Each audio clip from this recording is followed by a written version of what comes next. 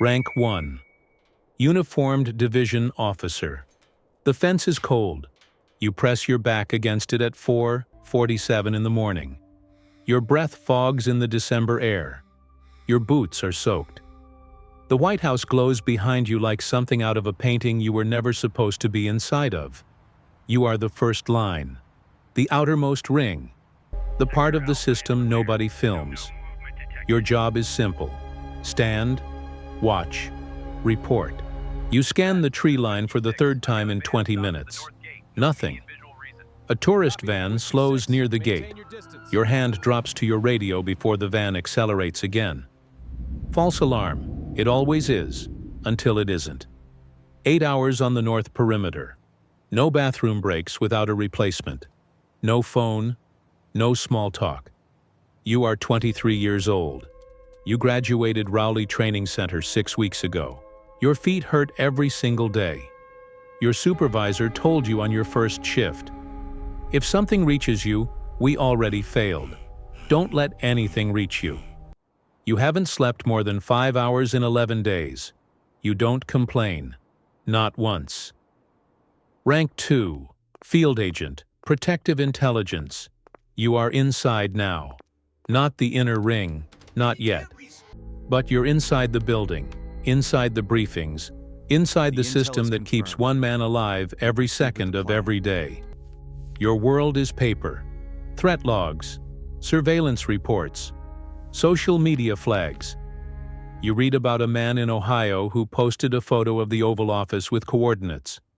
You read about a woman who mailed 17 letters in 1 week. You cross-reference names against watch lists. You flag, you assess, you forward.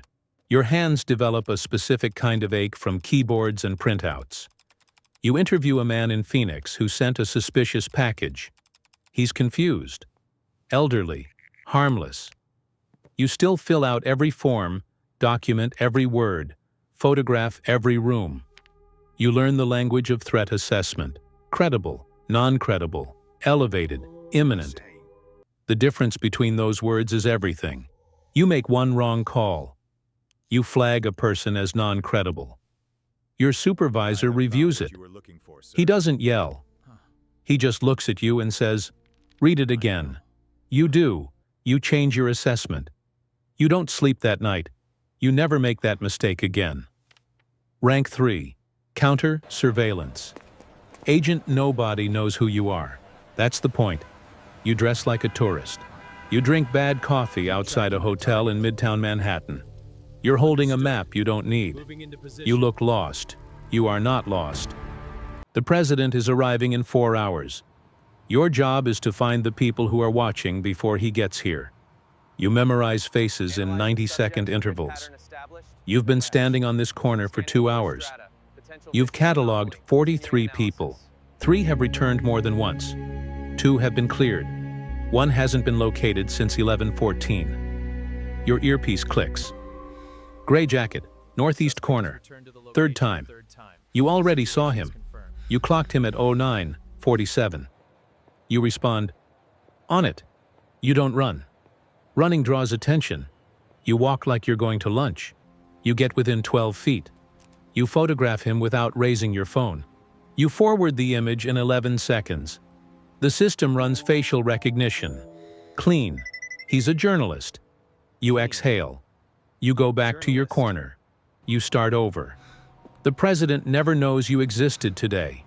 That's the most important part. Rank 4. Advanced Team Agent. You arrive 3 days before he does. Every room, every hallway, every service entrance, rooftop, loading dock, parking structure, and kitchen. You walk through the venue with a floor plan in one hand and a radio in the other. You are building a wall of knowledge around a man who hasn't landed yet. You meet local law enforcement. You brief hotel security. You map evacuation routes: primary, secondary, tertiary. You designate holding rooms. You check sight lines from every window facing the motorcade route. You identify 17 positions of concern. You contact the city about manhole cover security. You sleep 4 hours in a Holiday Inn 5 blocks from the venue. You wake up and do it again. On the day of arrival, you are standing at the loading bay at 5 a.m. when your radio crackles. Motorcade is wheels up, 42 minutes out. Your stomach tightens. Everything you've built over 3 days is about to be tested in real time. Every gap you missed becomes a gap the threat finds. You take one breath. You radio your team. Final sweep. All positions confirm. 14 voices respond. 14 green lights. The motorcade arrives. Nothing happens. You did your job. You drive to the airport to start the next advance. Rank 5, Counter-Assault Team Operator. You are the last resort. You are not the person who prevents the attack. You are the person who responds when prevention has already failed. You carry a Heckler & Koch MP5. You wear body armor that weighs 11 kilograms. You train 220 days a year. You are one of 12 people in the country who does exactly what you do. You run drills where the scenario is. Everything went wrong. Motorcade disabled. Primary detail pinned down. Threat advancing on the protectee. Your team moves. Hard, fast, loud. You don't negotiate. You don't warn. You eliminate the threat and extract the protectee in the same motion. In training, your heart rate hits 178 beats per minute. Your hands are steady. You've trained them to be steady.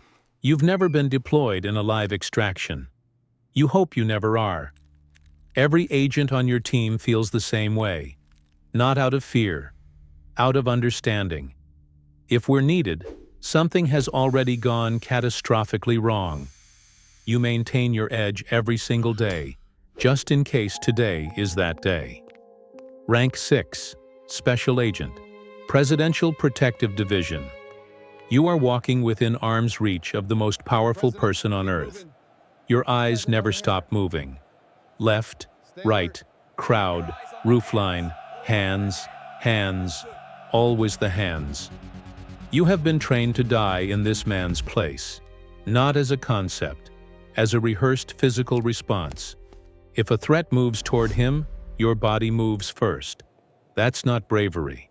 It's muscle memory built over 10,000 repetitions. You travel to 19 countries in 8 months. You eat airport food at 2 a.m. in Warsaw.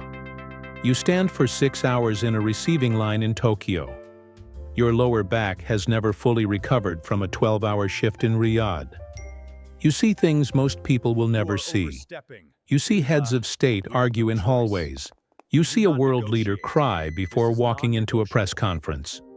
You see the President of the United States stand alone at a window for 3 minutes before a major address, completely still, completely silent. You don't speak about any of it, ever. You are a ghost with a gun and a security clearance. You are paid to disappear into the background of history. Rank 7. Lead Advance Agent. You run the entire operation now. 14 agents answer to you on every advance. You brief the White House Chief of Staff. You negotiate with foreign intelligence services. You override local law enforcement when you have to. You've had arguments in 4 languages and won 2 of them. You have a file on every venue the president will ever visit. You built it yourself. When something goes wrong on advance, a sightline was missed, a vehicle route was changed without your approval, a local official decided to rearrange the stage. You fix it before the motorcade leaves the airport. You have fixed it every single time. Your team trusts you completely. That trust costs you. You carry every one of their safety decisions on your back. If you miss something, they're exposed. He's exposed. You don't miss things. You've slept in 31 different cities in the last year. You've missed 2 birthdays, 1 graduation, and a funeral. You don't talk about that either. Rank 8. Shift Leader, Presidential Detail. You are the one in his ear. Not literally, but close. You coordinate the shift in real time. Every movement, every stop, every unscheduled deviation. When the president decides to step off the approved route to shake a hand, and he does because they always do, You are already repositioning agents before his foot hits the ground. You make 300 micro-decisions per hour when he's in motion.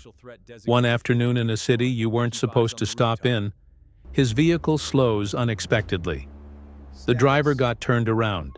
40 seconds of unplanned exposure on a street your advance team never fully vetted. 40 seconds. You move 2 agents to cover the blind angles. You radio CAT to hold position. You keep your voice flat on the radio because panic travels. He never knows it happened. You write it in your incident report at 11:45 p.m. You revise the protocol before breakfast. Rank 9. Deputy Special Agent in charge. You don't walk with him anymore. You're in the operations center. Screens everywhere. Feeds from 43 cameras. Direct lines to the FBI, NSA, Secret Service Director, and Situation Room. You've traded proximity for perspective. You see the whole board now. A threat report comes in from Pittsburgh. A credible source. A name, a vehicle description. The motorcade is 4 hours from that city. You make the call to reroute in 11 minutes. You coordinate with 6 agencies. You brief the President's Chief of Staff without alarming them. You adjust the public schedule with a cover explanation that reveals nothing. The threat is neutralized before anyone outside this room knows it existed. This is what the job looks like at this level. Not bodies, not bullets. Information moving faster than danger. You are 51 years old. You've been doing this for 26 years.